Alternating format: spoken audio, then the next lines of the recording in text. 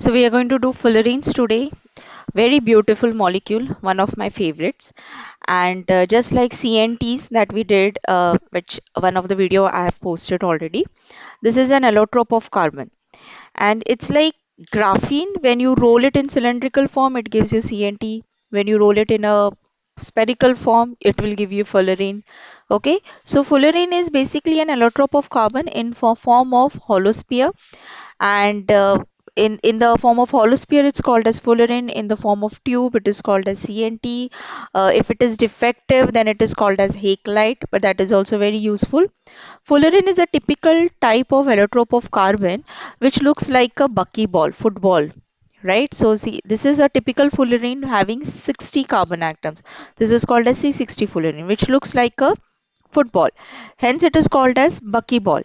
And its name is given after the scientist Fuller, Richard Buckminster Fuller. Hence, it is called as Buckminster fullerene or simply fullerene. Because of its structural resemblance to CNT and graphene, it has lot of properties which also resemble CNTs and graphene. It is made up of carbon. Only carbon is there. Carbon is sp2 hybridized, so it has this free electron, and hence it can undergo a lot of reactions. These are some of the properties that I've mentioned over here. So in terms of solubility, it is insoluble in water and slightly soluble in toluene, benzene, decane, and organic solvents basically.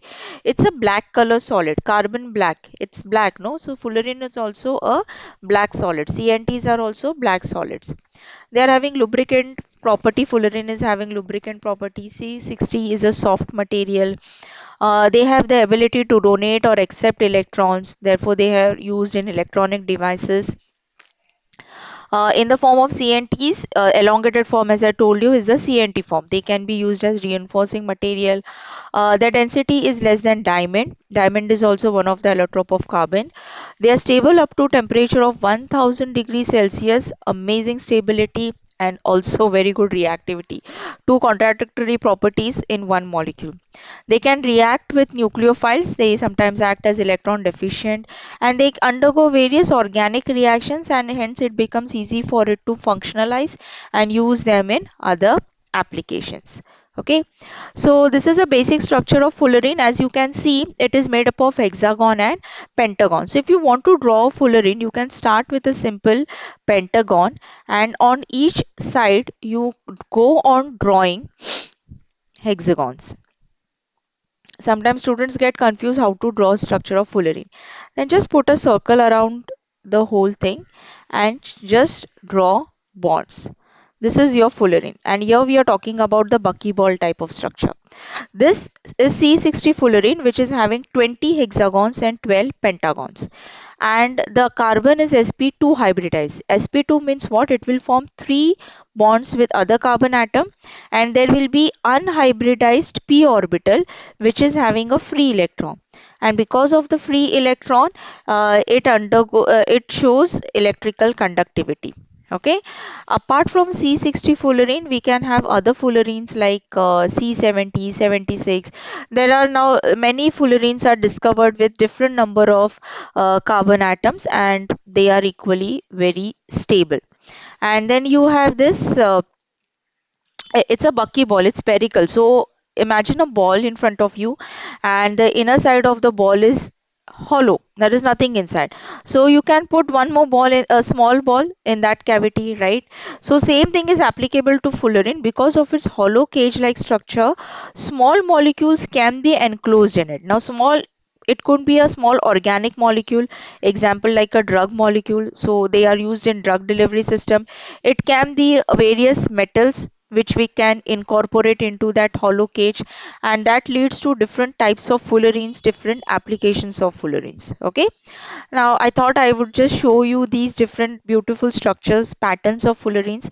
Fullerenes can be converted to polymers, and they are beautifully named: pearl necklace. Then you have this homopolymer, this is your pearl necklace, this is a charm bracelet. These are real molecules, these are real polymers of fullerenes which look like this. These are beautiful structures of fullerenes. This is a egg-shaped fullerene, which is called as buckyball egg. This is having a whooping 540 number of carbon atoms in it, and in spite of that, it is very stable. And because of its reactivity, we can also functionalize fullerene into different uh, derivatives of fullerene which are used for different applications. And applications, there are so many applications, just like CNTs. Because of its free electron, it has lot of application in electronic world. It can be used as photovoltaic cell in batteries. It can be used as hydrogen storage. It can be used as a lubricant. It has lot of applications in medicine. It is anti-HIV, anti-cancer, antioxidant. It can be used as catalyst. It is also used in water purification, as a local anesthesia. So many applications are there. So when you are writing an answer for fullerene, any 4 to 5 proper applications are enough. You can just choose and write down that. And just to show you the recent development of the applications, I have mentioned these.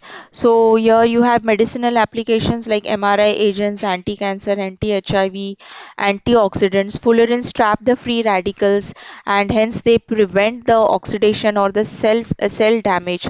That is why this property of capturing the free radicals is used in cosmetics. Generally, aging takes place because free radicals, oxygen free radicals, react with our cells and they cause cell decay. If we could trap these free radicals, the cell decay will stop. That means aging. We can control the aging. That is why your creams and cosmetics are having fullerene derivatives. Which are used as antioxidants. Okay, so they are nowadays used as creams or in face powders. We can have that. Similarly, for water treatment, just like CNTs, they can be used to as a good filter. They can remove lot of organic compounds or impurities that are present in the water, like phenols, pesticides, and everything. They are as effective as active carbon. Carbon is used as an absorber. It is used for filtration. Since fullerene being a allotrope of carbon, application remains the same. In electronics, as I told you, sky is the limit for electronics. Many applications are there in electronics. Surface coating, conducting devices, superconducting devices are made. It's used as a good lubricant also. Carbon can also be used as a good lubricant. Similarly, fullerene is also used as a good lubricant. So these were some of the applications that I tried to cover. Basically, you will have to remember these applications and these properties. And sometimes you get questions on C60 fullerene, for which you can write down these properties. Okay, do subscribe and like. Thank you.